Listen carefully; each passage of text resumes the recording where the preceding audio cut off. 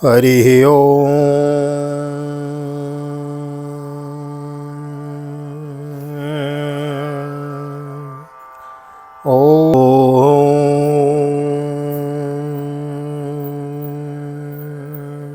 जय श्री राधे, जय श्री कृष्ण। आप सभी को हृदय से प्यार भरी राधे राधे। और कैसे हैं आप सभी? आशा करते हैं ठाकुर जी की कृपा से आप सभी कुशल मंगल होंगे और ठाकुर जी की भक्ति में लीन होंगे। मैं राधेश्याम वशिष्ठ आप सभी का हृदय से बहुत बहुत स्वागत करता हूं और ले चलता हूं आज की पावन कथा प्रसंग में, जिसके अंतर्गत श्रीमद् भागवत के दशम स्कंद के 33वें अध्यायों 33वें अध्याय में आज हम प्रवेश करेंगे और महाराष्ट्र में प्रवेश करेंगे। गोपियों के साथ में गोविंद की शरण में आज हम प्रवेश करेंगे। वृंदावन में ठाकुर जी महाराज रचा रहे हैं। हम आप सभी गोपियां हैं। भगवान से अनुनय विनय करके श्रीमद् भागवत देखो और जितने भी अन्यान्य पुराण हैं, ग्रंथ हैं, वह भगवान को बताते हैं और श्रीमद् भागवत भगवान से मिलाते हैं। श्रीमद् भागवताख्योयम प्रत्यक्ष कृष्ण एव ही, यह साक्षात कृष्ण है। यह गोविंद का अंग संग करा देता है। भागवत की कथा श्रवण करने के बाद यदि कृष्ण की याद नहीं आई, कृष्ण का अंग संग आपको अनुभव नहीं हुआ, तो समझना अभी पूरी सुन नहीं पाए। तो श्रीमद् भागवत का मुख्य फल है गोविंद की प्राप्ति, भगवत प्राप्ति कराने वाला ग्रंथ है। तो हम सब गोपियां हैं, इतने दिन से नित्य कथा सुन रहे हैं। गोपी भाव में आकर जब गोपियों ने गोपी गीत गाया तो अभिमान मानो हमारा निकल गया हो, हम भगवान के दास दासी बन गए हों और गोविंद की शरणापन्न हैं। एक बार जब गोविंद की शरण में आ जाते हैं ना, तो गोविंद को तो भक्त प्यारा लगता है। मोहि कपट छल छिद्र न भावा, तब गोविंद से अपना लेते हैं और अपने रासमंडल में प्रवेश कर लेते हैं। यही तो वृंदावन की महत्वता है, यही विलक्षणता है वृंदावन धाम की। तो हम आप सब गोपी श्रीधाम वृंदावन से यह कथा श्रवण कर रहे हैं। आज महाराष्ट्र में प्रवेश करेंगे। ठाकुर जी की कृपा से हम आप सभी बड़ भागी हैं, सौभाग्यवान हैं। श्रीमद् भागवत की बृहद कथा यथारूप मूल पाठ हमको कथा श्रवण करने को मिल रही है। नए आए हैं चैनल को सब्सक्राइब कर ले, मैं बेल आइकन को भी प्रेस कर दे। मैं देर न करते हुए ले चलता हूँ आज की पावन कथा प्रसंग में। सर्वप्रथम करेंगे भगवान नाम संकीर्तन। श्री कृष्ण गोविंद हरे मुरारी, हे नाथ नारायण वासुदेव। श्री कृष्ण गोविंद हरे मुरारी, हे नाथ नारायण वासुदेव। हे नाथ नारायण वासुदेव, हे नाथ नारायण वासुदेव।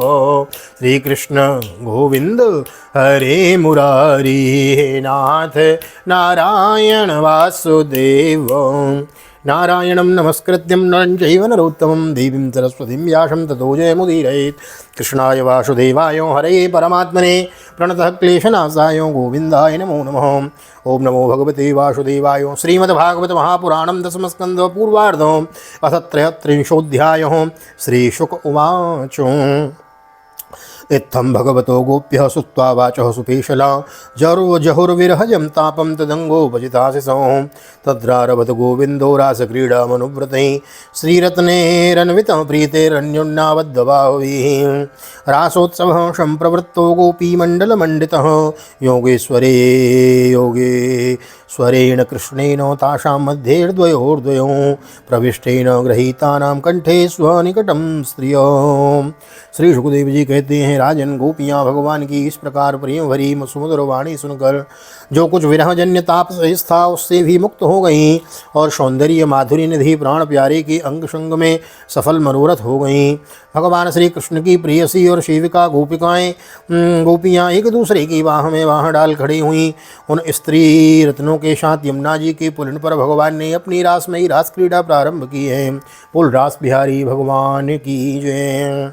संपूर्ण योगों के स्वामी भगवान श्री कृष्ण दो गोपियों के बीच में प्रकट हो गए और उनके गले में अपना हाथ डाल दिया। इस प्रकार एक गोपी और एक श्री कृष्ण, यही क्रम था। सभी गोपियां ऐसा अनुभव करती थीं कि हमारे प्यारे तो हमारे ही पास हैं। इस प्रकार सहस्र सहस्र गोपियों से शोभायमान भगवान श्री कृष्ण का दिव्य रासोत्सव प्रारंभ हुआ। उस समय आकाश में सत विमानों की भीड़ लग गई। यम मन्येरन्नवस्तावद् विमाना शतशंकुलम दिवौकशां सदाराणाम औत्सुक्यापहतात्मनाम्। आकाश में सत सत विमानों की भीड़ लग गई। सभी देवता अपनी अपनी पत्नियों के साथ वहां आ पहुँचे। रासोत्सव के दर्शन की लालसा से, उत्सुकता से उनका मन उनके वश में नहीं था। ततो दुन्दुभयो ने दुर्निपेतु पुष्पुरष्टयों जगुर्गन्धर्वपतयों शस्त्रेकास्तद्यसोमलम् वलयानां नूपुराणां किङ्किणीनां च योषितां सम्प्रियाणां भुक्शब्दस्तुमलोरसमण्डले तत्रातिश शुभेताभिर्भगवानो देवकीसुतः मध्ये मणीनां हेमानां महामारक तूयतो।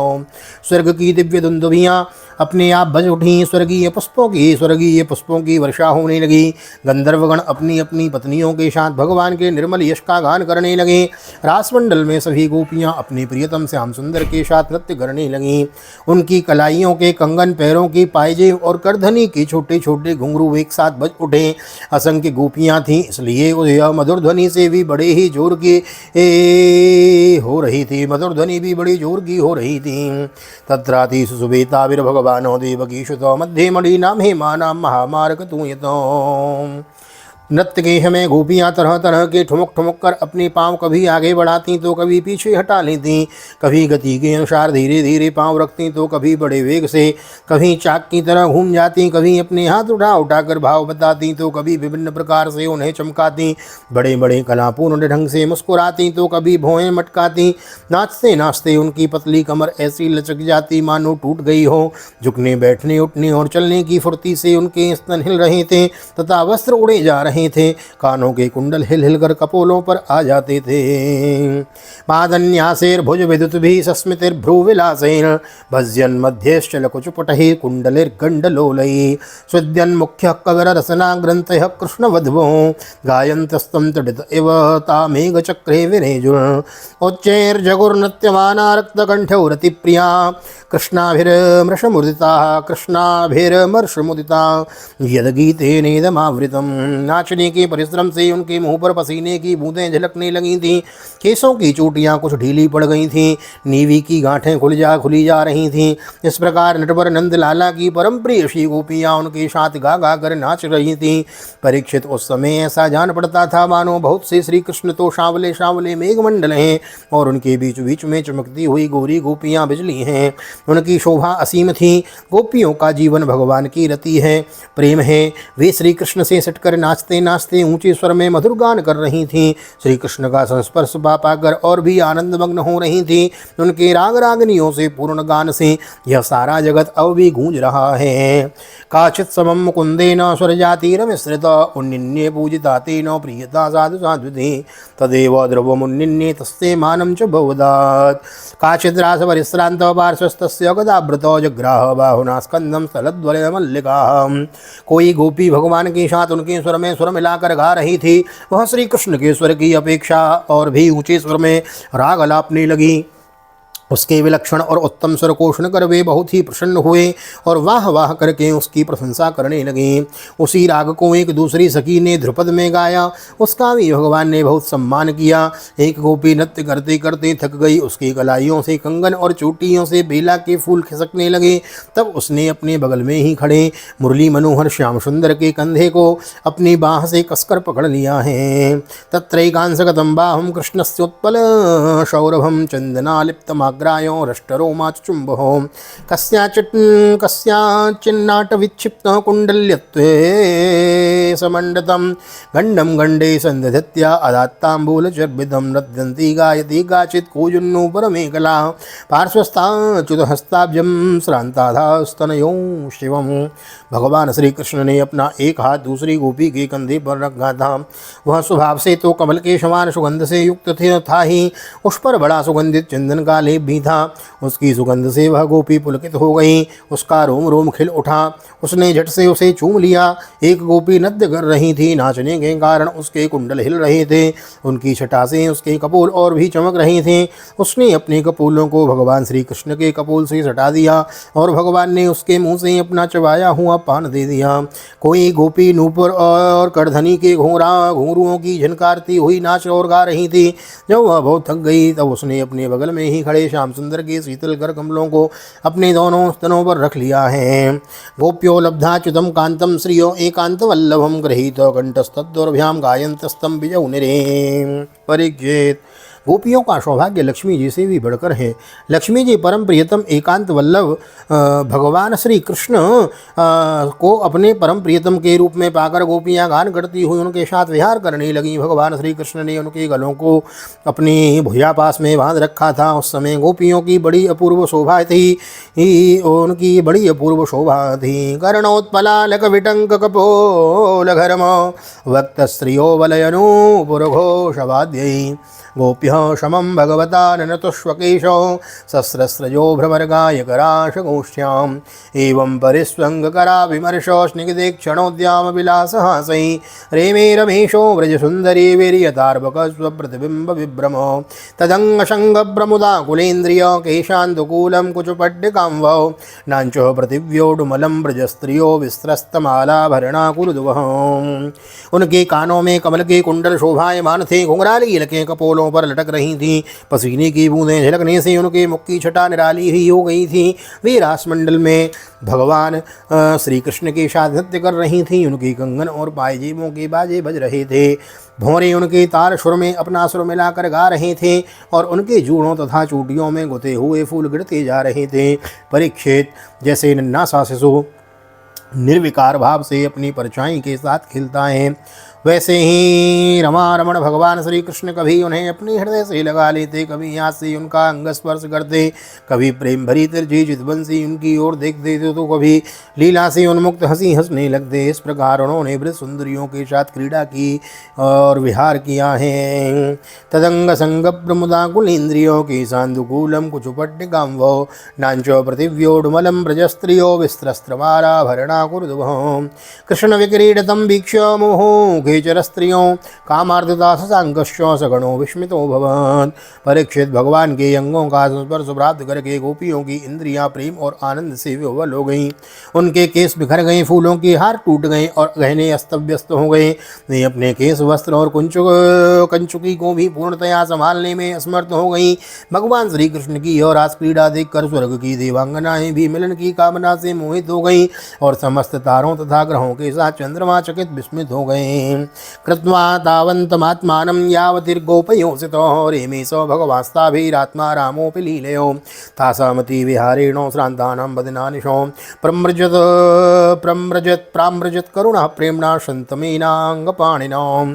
परीक्षित यद्यपि भगवान आत्मा राम है, उन्हें अपनी अतिरिक्त और किसी की भी आवश्यकता नहीं है, फिर भी उन्होंने जितनी गोपियाँ थी उतने ही रूप धारण किए और खेल खेल में उनके साथ इस प्रकार विहार किया। जब बहुत देर तक गान और नृत्य आदि विहार करने के कारण गोपियाँ थक गईं, तब करुणामय भगवान श्री कृष्ण ने बड़े प्रेम से स्वयं अपने सुगत कर कमलों के द्वारा उनके मुँह पहुँचे। परीक्षेत गोप्यः स्फुरत्पुरटकुण्डलकुन्तलत्विड्गण्डस्त्रिया सुदितहास निरीक्षणेन मानं ददद्य ऋषभस्य जगुः कृतानि पुण्यानि तत्करुरः स्पर्श प्रमोदाम्। परीक्षित भगवान के कर कमल और नख स्पर्श से गोपियों को बड़ा आनंद हुआ। उन्होंने अपने उन कपोलों के सौंदर्य से, जिन पर सोने के कुंडल झिलमिला रहे थे और घुंघराली अलकें लटक रही थीं, तथा उस प्रेम भरी चितवन से जो सुधा से भी मीठी मुस्कान से उज्ज्वल हो रही थी, भगवान श्री कृष्ण का सम्मान किया और प्रभु की परम पवित्र लीलाओं का गान करने लगी हैं। ताभिर्युतः श्रमपहोहितुमंग शंगम घृष्टस्रजः चकुचुकुंकुमरंजिताया गंधर्वपालभिरनद्रुत आविशदव श्रांतो गजीभिर्भिरा दिवभिन्न सेतु सौम्भश्यलं युवतिभिः परिसिच्यमानः प्रेम्णोक्षितः प्रहसति भिरितस्ततोंगः वैमानिके कुसुमवर्षभिरीड्यमानो रेमे स्वयं स्वरितरत्र गजेन्द्र लीला। इसके बाद जैसे तका हुआ गजराज किनारों पर को तोड़ता हुआ हथनियों के साथ जल में घुसकर क्रीड़ा करता है, वैसे ही लोक और वेद की मर्यादा का अतिक्रमण करने वाले भगवान ने अपनी थकान दूर करने के लिए गोपियों के साथ जल क्रीड़ा करने के उद्देश्य से यमुना के जल में प्रवेश किया। उस समय भगवान की वनमाला गोपियों के अंग के रगड़ से कुछ कुचल सी गई थी और उनके वक्षस्थल के केसर से वह रंग भी गई थी। उसके चारों ओर गुनगुनाते हुए भौरे उनके पीछे पीछे इस प्रकार चल रहे थे मानो गंधर्वराज उनकी कीर्ति का गान करते हुए पीछे पीछे चल रहे हों। परीक्षित, यमुना जल में गोपियों ने प्रेम भरी चितवन से भगवान की ओर देख देख कर तथा हंस हंस कर उन पर इधर उधर से जल की खूब बौछारें डाली। जल उलीच उलीच कर उन्हें खूब नहलाया। विमानों पर चढ़े हुए देवता पुष्पों की वर्षा करके उनकी स्तुति करने लगे। इस प्रकार यमुना जल में स्वयं आत्माराम भगवान श्री कृष्ण ने गजराज के समान जल विहार किया। ततश्च कृष्णोपवने जलस्थल प्रशून गंधा नीलजुष्ट दिक्तटे सीताराम चचार भृंग प्रमदा गणाव्रतो यथा मदच्युद्विरतः करेणुभिः। इसके बाद भगवान श्री कृष्ण ब्रज युवतियों और भौरों की भीड़ से घिरे हुए यमुना तट के उपवन में गए। वहाँ बड़ा ही रमणीय था। उसके चारों ओर जल और स्थल में बड़ी सुंदर सुगंध वाले फूल खिले हुए थे। उनकी सुवास लेकर मंद मंद वायु चल रही थी। उनमें भगवान इस प्रकार विचरण करने लगे जैसे मदमत्त गजराज हथनियों के झुंड के साथ घूम रहा हो। एवं शशांका सुविराजिता निशा सत्य कामोनुरता बला गण परिज्ञेन। शरद की वह रात्रि जिसके रूप में अनेक रात्रियां पुंजीभूत हो गई थीं, बहुत ही सुंदर थीं। चारों ओर चंद्रमा की बड़ी सुंदर चांदनी छिटक रही थी। काव्यों में शरद ऋतु की जिन रस सामग्रियों का वर्णन मिलता है उन सभी से वह युक्त थी। उसमें भगवान श्री कृष्ण ने अपनी प्रेयसी गोपियों के साथ यमुना के पुलिन यमुना जी और उनके उपवन में विहार किया। यह बात स्मरण रखनी चाहिए। ससेवात्मान्यवरुद्ध सौरत सरवा शरद काव्य कथा रसाश्रयो। यह बात स्मरण रखनी चाहिए कि भगवान सत्य संकल्प हैं। यह सब उनके चिन्मय संकल्प की ही चिन्मयी लीला है और उन्होंने इस लीला में काम भाव को, उसी की चेष्टाओं को तथा उसकी क्रिया को सर्वथा अपने अधीन कर रखा था। उन्हें अपने आप में कैद कर रखा था। राजो वाचो संस्थापनाय धर्मस्य प्रशमाय तरेश प्रशमाय तरेश च प्रशमाय तरस्य च अवतीर्णो हि भगवानो अंशेनो जगदीश्वरो। स कथम धर्मसेतूनां वक्ता कर्ताभिरक्षिता प्रतीपमाचरद बहुवन परदाराभिमर्शनम्। आप्तकामो यदुपति कृतवान् वेजुगुप्सितं किमभिप्राय एतन्नः संशयं छिन्दि सुब्रतः। राजा परीक्षित ने पूछा, भगवान श्री कृष्ण सारे जगत के एकमात्र स्वामी हैं। उन्होंने अपने अंश श्री बलराम जी के सहित पूर्ण रूप में अवतार ग्रहण किया था। उनके अवतार का उद्देश्य ही यह था कि धर्म की स्थापना हो और अधर्म का नाश हो। ब्राह्मण वे धर्म मर्यादा के बनाने वाले, उपदेश करने वाले और रक्षक थे। फिर उन्होंने स्वयं धर्म के विपरीत पर स्त्रियों का स्पर्श कैसे किया? मैं मानता हूँ कि भगवान श्री कृष्ण पूर्ण काम थे। उन्हें किसी भी वस्तु की कामना नहीं थी। फिर भी उन्होंने किस अभिप्राय से यह निंदनीय कर्म किया? परम ब्रह्मचारी मुनीश्वर, आप कृपा करके मेरा यह संदेह मिटाइए। श्री शुक उवाच आप्तकामो यदुपति कृतवान् वेजुगुप्सितं किमभिप्राय तन्नः संशयं छिन्दि सुब्रत। श्री शुक उवाच धर्मव्यतिक्रमो दृष्टः ईश्वराणां च साहसं तेजीयसां न दोषाय वहने सर्वभुजौ यथा। श्री सुखदेव जी कहते हैं, सूर्य, अग्नि आदि ईश्वर समर्थ कभी कभी धर्म का उल्लंघन और साहस का काम करते देखे जाते हैं, परंतु उन कामों से उन तेजस्वी पुरुषों को कोई दोष नहीं होता। देखो, अग्नि सब कुछ खा जाते हैं परंतु उन पदार्थों के दोष से लिप्त नहीं होता। समरथ को नहीं दोष गुसाई, रवि पावक सुर सर की नाई। रामचरितमानस की चौपाई और श्रीमद् भागवत का यह श्लोक बोथ आर सेम मीनिंग्स, दोनों का एक ही अर्थ है। नेतत् समाचरिज्जातु मनसामपि अनीश्वर विनयस्यत्याचरण मोढ्यद्यथा रुद्रोब्धिजं विषम्। ईश्वराणां वचः सत्यं तथैवाचरितं क्वचित् तेषां यत् स्ववचो युक्तं बुद्धिमास्तत्समाचरेत्। जिन लोगों में ऐसी सामर्थ्य नहीं है उन्हें मन से भी वैसी बात कभी नहीं सोचनी चाहिए। शरीर से करना तो दूर रहा, यदि मूर्खतावश कोई ऐसा काम कर बैठे तो उसका नाश हो जाता है। भगवान शंकर ने हलाहल विष पी लिया था, दूसरा कोई पिए तो वह जलकर भस्म हो जाएगा। इसलिए इस प्रकार के जो शंकर आदि ईश्वर हैं, अपने अधिकार के अनुसार उनके वचनों को ही सत्य मानना और उसी के अनुसार आचरण करना चाहिए। उनके आचरण का अनुकरण तो कहीं कहीं ही किया जाता है। इसलिए बुद्धिमान पुरुष को चाहिए कि उनका जो आचरण उनके उपदेश के अनुकूल हो उसी को जीवन में उतारें। कुशलाचरितेनासचरितेनेषामिह स्वार्थो न विद्यते विपर्ययेण वानर्थो निरहङ्कारिणां प्रभो किमुताखिलशत्वानां तिर्यं मर्त्योदिवौकषाम् ईशतुश्चेति सव्यानां कुशलान्वयो। परीक्षित वे सामर्थवान पुरुष अहंकारहीन होते हैं। शुभ कर्म करने में उनका कोई सांसारिक स्वार्थ नहीं होता और अशुभ कर्म करने में अनर्थ नुकसान नहीं होता। वे स्वार्थ और अनर्थ से ऊपर उठे होते हैं। जब उन्हीं के संबंध में ऐसी बात है तो जो पशु पक्षी मनुष्य देवता आदि समस्त चराचर जीवों के एकमात्र प्रभु सर्वेश्वर भगवान हैं, उनके साथ मानवीय शुभ और अशुभ का संबंध कैसे जोड़ा जा सकता है। यत पाद पंकज रज पंकज पराग विनिवेशेव तृप्तो योग प्रभाव विदुताखिल कर्म बंधो स्वैरं चरन्ति मुनयोऽपि न नह्यमानो तस्येक्षया तव पुषः कुत एव बंधो यत पाद पंकज पराग निसेव तृप्ता योग प्रभाव विदुताखिल कर्म बंधो स्वैरं चरन्ति मुनयोऽपि न नह्यमानो तस्येक्षया तव पुषः कुत एव बंधो। जिनके चरण कमलों के रज का सेवन करके भक्तजन तृप्त हो जाते हैं, जिनके साथ योग प्राप्त करके उसके प्रभाव से योगी जन अपने सारे कर्म बंधन काट डालते हैं और विचारशील ज्ञानी जन जिनके तत्व का विचार करके तत्व रूप हो जाते हैं तथा समस्त कर्म बंधन से मुक्त होकर स्वच्छंद विचरते हैं, वे ही भगवान अपने भक्तों की इच्छा से अपना चिन्मय श्री विग्रह प्रकट करते हैं। तब भला उनमें कर्म बंधन की कल्पना ही कैसे हो सकती है। गोपीनाम तत्पतीनाम चो सर्वेषामेव देहिनाम योऽन्तश्चरति सोऽध्यक्ष क्रीडने नेह देहभाग अनुग्रहाय भूतानां मानुषं देहमास्थितो भजते तादृशी क्रीडा या श्रुत्वा तत्परो भवेत्।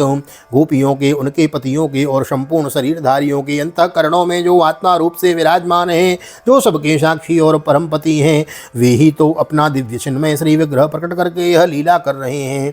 भगवान जीवों पर कृपा करने के लिए अपने को मनुष्य रूप में प्रकट करते हैं और ऐसी लीलाएं करते हैं जिन्हें सुनकर जीव भगवत परायण हो जाए। भगवान इसीलिए तो लीला करते हैं ताकि आपका मन गोविंद की लीला के द्वारा गोविंद के चरण कमलों में लग जाए।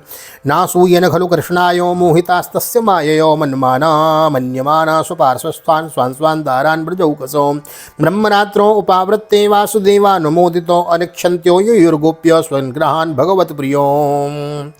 भगवान जीवों पर कृपा करने के लिए ही ब्रजवासी गोपों पर कृपा करने के लिए ब्रजवासी गोपों ने भगवान श्री कृष्ण में तनिक भी दोष बुद्धि नहीं की। वे उनकी योग माया से मोहित होकर ऐसा समझ रहे थे कि हमारी पत्नियां हमारे पास ही हैं। ब्रह्मा की रात्रि के बराबर वह रात्रि बीत गई, ब्रह्म मुहूर्त आया। यद्यपि गोपियों की इच्छा अपने घर लौटने की नहीं थी, फिर भी भगवान श्री कृष्ण की आज्ञा से वे अपने अपने घर चली गईं, क्योंकि वे अपनी प्रत्येक चेष्टा से, प्रत्येक संकल्प से केवल भगवान को ही प्रसन्न करना चाहती थी। गोविंदे लभते रतिम विक्रीडितं ब्रजबधो विरदं च विष्णो श्रद्धान्वितोऽनुशृणुयादवर्णयेद्यो भक्तिं परां भगवती प्रतिलभ्य कामं हृदयरोगमास्वपहिनोत्यचिरेण धीरो परीक्षेत।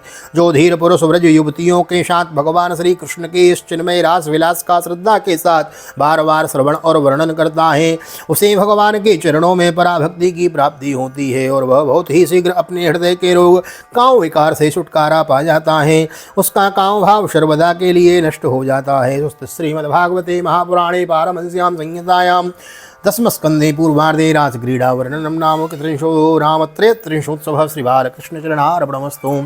श्री राधा कृष्णचरणार्पणमस्तु। कृष्णाय वासुदेवाय हरये परमात्मने प्रणतः क्लेशनाशाय गोविंदाय नमो नमः। हरे कृष्ण कृष्ण कृष्ण हरे हरे, हरे रामो राम राम हरे हरे। राधे कृष्ण कृष्ण कृष्ण राधे राधे, राधे श्याम श्याम श्याम राधे राधे। बोल राधा गोविंद भगवान की जय, रास बिहारी भगवान की जय, श्रीनम्बार्क भगवान की जय, राधा सर्वेश्वर भगवान की जय, श्रीमद्भागवत महापुराण की जय, श्री वेदव्यास जी महाराज की जय, श्री सुखदेव जी महाराज की जय, राजा परीक्षित जी महाराज की जय, राजा रामचंद्र भगवान की जय, श्री हनुमान जी महाराज की जय, गोवर्धन नाथ की जय, यमुने महारानी की जय, वृंदावन बाके बिहारी लाल की जय, गैया मैया की जय, तुलसी मैया की जय, अपने अपने माता पिता की जय, सदगुरुदेव भगवान की जय, आज के आनंद की जय। जय जय श्री राधे जय श्री राधे, जय श्री राधे श्याम, जय जय राधे, जय जय श्याम। सबको मिले वृंदावन धाम, ऐसी प्रार्थना मेरी ठाकुर जी के चरणों में। यहाँ तक वीडियो बने हैं तो वीडियो को लाइक कर दीजिए, शेयर कर दीजिए, नए आए चैनल को सब्सक्राइब कर लीजिए, बेल आइकन को भी प्रेस कर दें ताकि आने वाली वीडियो की नोटिफिकेशन आपको सबसे पहले प्राप्त हो सके। रासलीला की बड़ी सुंदर कथा हम श्रवण कर रहे हैं। मानव गोपियों के रूप में हम ही कृष्ण के संग अंग संग विहार कर रहे हैं। श्रीधाम वृंदावन की यही तो विलक्षणता है, यही तो विशेषता है। बड़े बड़े योगी मुनि तत्व को जान जाते हैं वृंदावन के, और वृंदावन के तत्व को जानकर यहीं रमण कर जाते हैं, यहीं बस जाते हैं, क्योंकि कृष्ण तत्व है ही ऐसा। जो जानहि ताहि देव जनाई, और जानहि तुम्हें तो तुम्हें हो जाई। फिर यहाँ से जाने का, यहाँ से हटने का मन नहीं होता। हाँ, राधा कृपा कटाक्ष में भी यही आया है कि हे राधा रानी ऐसी कृपा करो कि मंडलच्च प्रवेशनम, आप अपने रास मंडल में हमें प्रवेश दे दो। यही कामना लेके संत जन वृंदावन में निवास करते हैं, और यही कामना लेके हम यहाँ वृंदावन में ठाकुर जी का भजन कर रहे हैं, आपको कथा श्रवण करा रहे हैं। श्रीमद् भागवत की बृहद भागीरथी में नृत्य गान कर रहे हैं, मूल पाठ यथारूप श्रवण कर रहे हैं। वीडियो अच्छी लग रही है तो लाइक कर देवें, शेयर करें, बुजुर्गों को सुनाएं, बालकों को सुनाएं। मिलते हैं अगली वीडियो में, तब तक के लिए श्रीधाम वृंदावन भागवत निकेतन बाल गोपाल जी की सन्निधि। ठाकुर जी बड़े प्यारे लग रहे हैं। ठाकुर जी का दर्शन करते हुए आप सभी को हृदय से प्यार भरी जय श्री राधे, जय श्री कृष्ण, हरि ओम।